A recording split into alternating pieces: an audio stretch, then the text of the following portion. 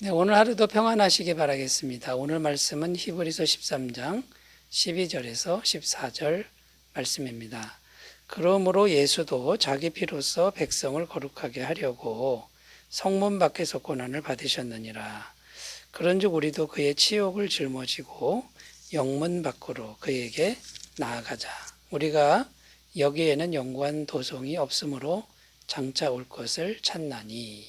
아멘. 오늘 말씀 12절 말씀 다시 읽어보면 그러므로 예수도 자기 피로써 백성을 거룩하게 하려고 성문 밖에서 고난을 받으셨느니라.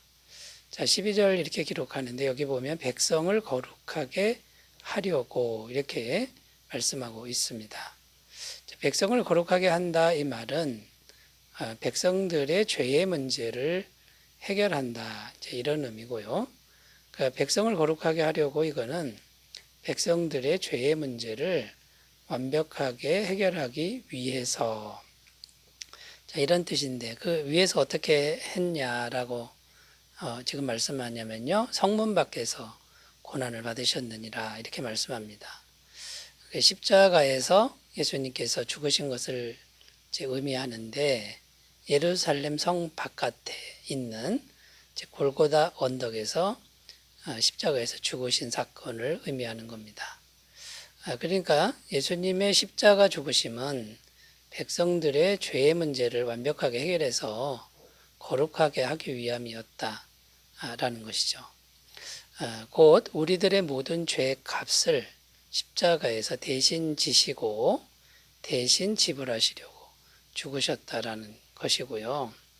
자, 이 예수님의 십자가 죽으심은 구약 성경에 보면 대속죄일이라고 있습니다. 1년에 한 번 7월 10일 날이 대속죄일인데 이 대속죄일에 행해지는 제사와 관련이 있다라는 겁니다. 자, 구약 시대 대속죄일에 제사를 드릴 때는 이제 짐승을 잡아서 양을 잡아서 똑같이 잡긴 하는데 이 피는 대제사장이 가지고 지성소로 들어갑니다. 그리고 양의 그 육체, 죽은 이제 몸이죠. 그 몸은 먹는 게 아니고요. 성 바깥으로 가지고 나가서 불태워 하나님께 드렸다라는 겁니다. 자, 성문 밖으로 나갔다 이 말은 성 안에 있는 백성들의 모든 죄를 그 양에게 짊어지워서 바깥으로 나가는 겁니다. 그러니까 죄가 나가는 것이죠. 거기서 불태워 드렸다 이 말은 죄가 다 사라졌다. 자, 이런 의미가 됩니다. 자, 그래서 오늘 말씀의 내용은 예수님이 우리의 거룩함을 위해서 십자가에서 이제 죽으셨다라는 것인데요. 자, 우리를 이제 거룩하게 완벽하게 해 놓으신 겁니다. 죄값을 지불해 놓으신 겁니다. 자, 그러면 우리들은 도대체 어떤 노력을 해야 하는가? 거룩함을 위해서 구원받은 성도가 해야 할 일들은 무엇인가? 이런 주제로 함께 은혜를 나누겠습니다. 첫 번째는 완벽하게 거룩하게 해 놓으신 예수님을 지속적으로 믿는 일이다라는 겁니다. 12절 다시 읽습니다. 그러므로 예수도 자기 피로써 백성을 거룩하게 하려고 성문 밖에서 고난을 받으셨느니라. 자, 예수님이 십자가에서 죽으신 것은 이미 완벽하게 거룩하기 위한 죄값이 지불된 상태입니다. 완전하게 지불된 그런 상태라는 것이죠. 왜 그렇게 하셔야만 했냐면 우리 인간의 행위로는 우리 노력으로는 스스로 완벽하게 거룩해질 수 없기 때문이라는 겁니다. 로마서 3장 20절 그러므로 율법의 행위로 그의 앞에 의롭다 하심을 얻을 육체가 없나니 율법으로는 죄를 깨달음이니라. 그러니까 율법의 행위를 아무리 해도 완벽하게 거룩해질 수 없기 때문에 깨닫는 게 뭡니까? 우리가 죄인이구나. 이걸 깨닫게 하는 게 율법의 기능이라는 거죠. 그래서 우리 스스로의 노력으로는 안 된다 이걸 깨닫게 하는 거고요. 그러면 이제 믿음이 필요하다는 겁니다. 영원히 죄값을 지불하신 예수님을 지속적으로 이제 믿는 이것이 중요하다라는 거죠. 믿으면 예수님의 완벽한 깨끗함을 이제 덧입게 된다라는 겁니다. 로마서 3장 22절 곧 예수 그리스도를 믿음으로 말미암아 모든 믿는 자에게 미치는 하나님의 의인이 차별이 없느니라. 하나님의 의로 우리를 덮어주시는 것입니다.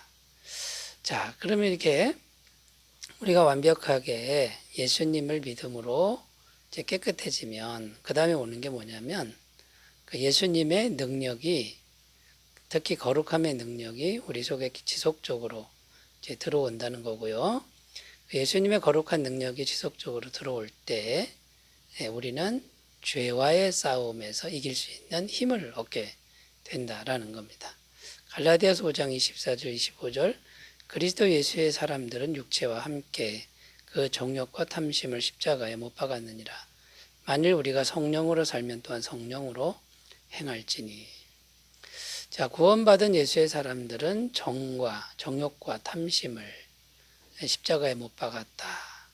자, 이것은 이제 절제하고 다스릴 수 있게 되었다. 그런데 어떻게 이게 가능하냐? 성령으로 가능하다. 자, 이런 내용인데요. 그러니까 예수님을 우리가 지속적으로 믿으면 이 거룩함의 능력이 성령님을 통해서 우리 안에 들어오게 되고 그 거룩함의 능력으로 죄를 이길 수 있다라는 것입니다. 자, 그러니까 여러분, 거룩함을 위해서 성도가 해야 될 첫 번째 일은 지속적으로 예수님을 믿음으로 바라보는 일이다라는 것을 유념하셨으면 좋겠습니다. 자, 두 번째 주제로 가보겠습니다. 거룩함을 위해서 구원받은 성도가 해야 될 일은요, 치욕을 짊어지는 일이다라고 이렇게 말씀하고 있습니다. 13절 그런즉 우리도 그의 치욕을 짊어지고 영문 밖으로 그에게 나아가자. 자, 치욕이라는 이제 단어를 썼는데 이 치욕이라는 단어를 왜 사용한 것이냐? 자, 이 질문에 대해서 우리가 생각해 봐야 합니다. 자, 이 세상에서 우리가 예수님을 믿으려면 이 치욕을 비껴갈 수가 없다라는 겁니다. 왜냐하면 이 세상은 예수님을 알지 못하고 예수님을 거부하기 때문이라는 거죠. 마태복음 16장 24절입니다. 이 예수께서 제자들에게 이르시되 누구든지 나를 따라오려거든 자기를 부인하고 자기 십자가를 지고 나를 따를 것이니라. 자기를 부인하고 자기 십자가를 지고 따르는 것은 힘든 일이죠. 이렇게 해야만 예수님을 따를 수 있다라는 것을 말씀하고 있는 거고요. 디모데후서 1장 8절 그러므로 너는 내가 우리 주를 증언함과 또는 주를 위하여 갇힌 자 된 나를 부끄러워하지 말고 오직 하나님의 능력을 따라 복음과 함께 고난을 받으라. 이렇게 끝부분에 보면 복음과 함께 고난을 받으라 이렇게 말씀하는데 이 복음을 따르려면 고난도 함께 온다 이런 내용이 됩니다. 자, 그럼 왜 이런 치욕과 고난, 자기 부인, 십자가 이런 것들이 필요한 것일까요? 이 세상에는 마귀가 역사하고 있기 때문이라는 겁니다. 마귀는 예수님을 못 믿게 하는 거고요. 힘들게 하는 거죠. 에베소 2장 2절 그때 너희는 그 가운데서 행하여 이 세상 풍조를 따르고 공중의 권세 잡은 자를 따랐으니 곧 지금 불순종의 아들들 가운데서 역사하는 영이라. 그러니까 공중의 권세 잡은 자가 이 세상을 지금 장악하고 있고 이 세상 속에서 활동하고 있다라는 겁니다. 필연적으로 고난이라고 하는 것이 동반될 수밖에 없다라는 거죠. 요한일서 3장 8절 죄를 짓는 자는 마귀에게 속하나니 마귀는 처음부터 범죄함이라 하나님의 아들이 나타나신 것은 마귀의 일을 멸하려 하심이라. 이 세상에 죄가 있죠. 죄 짓는 일이 있고 죄의 생각들이 있습니다. 이 모든 죄의 뒤에는 마귀가 역사한다라는 겁니다. 그러니까 치욕, 고난, 조롱, 반대, 핍박 이런 것들이 있을 수밖에 없다라는 겁니다. 자, 그러면 여러분 우리가 절망해야 됩니까? 그러지 않아도 된다라는 겁니다. 치욕이 있으나 하나님의 은혜는 언제나 훨씬 더 크다라는 것이죠. 요한복음 16장 33절 이것을 너희에게 이르는 것은 너희로 내 안에서 평안을 누리게 하려 함이라. 세상에서는 너희가 환난을 당하나 담대하라 내가 세상을 이겼노라. 자, 환난이 있으나 이길 수 있다. 이런 말씀이고요. 요한일서 4장 4절 자녀들아 너희는 하나님께 속하였고 또 그들을 이기었나니 이는 너희 안에 계시니가 세상에 있는 자보다 크심이라. 자, 우리 안에 계신 하나님이 마귀보다 크다, 세상 권세보다 크다고 증언하고 있습니다. 자, 여러분 그러므로 이제 거룩함을 위해서 성도가 해야 될 예수님을 위한 치욕을 기꺼이 받아들이는 일이다. 이것을 기억하셨으면 좋겠습니다. 세 번째로 하겠습니다. 세 번째, 거룩함을 위해서 성도가 어떤 일을 해야 하는가?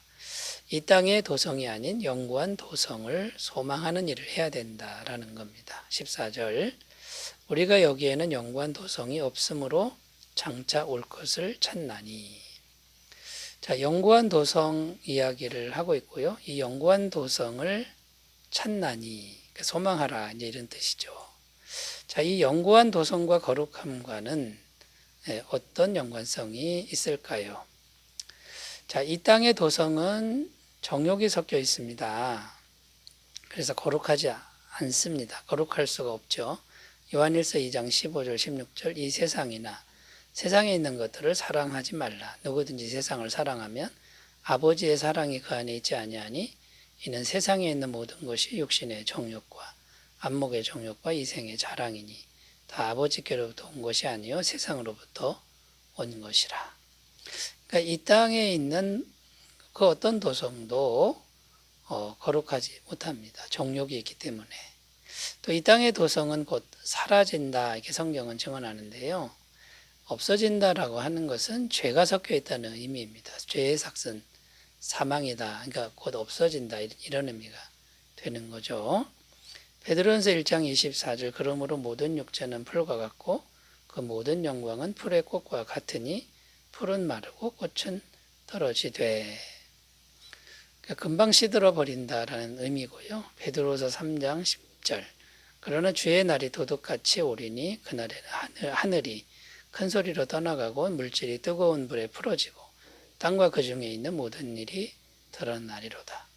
이 세상은 반드시 종말이 온다. 이것을 말씀하고 있는 거죠. 그러니까 거룩할 수가 없다라는 거고요. 영구한 도성, 이것은 영원하기 때문에 죄가 없다라는 거죠. 베드로전서 1장 4절 썩지 않고 더럽지 않고 쇠하지 아니하는 유업을 있게 하시나니 곧 너희를 위하여 하늘에 간직하신 것이라. 그러니까 영구한 도성은 깨끗하니까 영원히 존재한다라는 것이고 고린도전서 15장 54절 이 썩을 것이 썩지 아니함을 입고 이 죽을 것이 죽지 아니함을 입을 때에는 사망을 삼키고 이기리라고 기록된 말씀이 이루어지리라. 그러므로 여러분 영구한 도성을 소망하는 일이 구원받은 성도가 거룩함을 유지하는 길이다. 이것을 꼭 유념하셨으면 좋겠습니다. 기도합니다.